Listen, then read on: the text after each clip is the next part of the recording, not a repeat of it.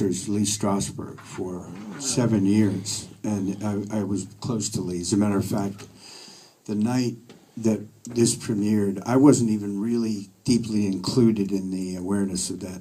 This is very deja vu all over again, to quote Yogi Berra. When the movie premiered on 86th Street, on the east side, the movie theater is no longer there. I was told that they're going to do a screening of the movie.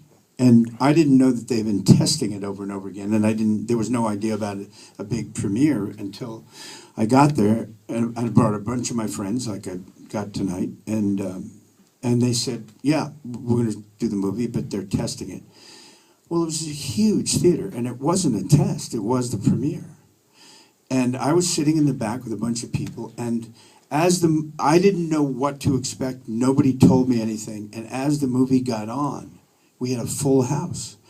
And people started to rumble around and to make noise. And I couldn't read it because I had been in the movie, so I couldn't really understand the audience reaction.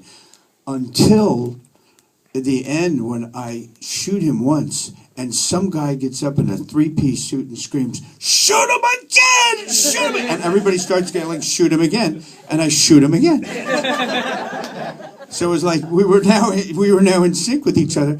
At that point, one of the scariest moments of my life, because I realized then something was going on that I hadn't expected. So I left the theater and told all my friends I'm going to be around the bar. There's a bar around the corner. It's an Irish place. I'm setting up a bunch of drinks, and I'll have 5 of them before you get there. And as I'm on the way out, the guy with a spotlight goes, "That's him!" And all of a sudden, the whole movie theater converged on me, and that was my awareness that this was to be a big hit. And it did get fairly good reviews. It got a great review from Vincent Candy. I got very good. And you got very good notices really good in it. reviews, yeah.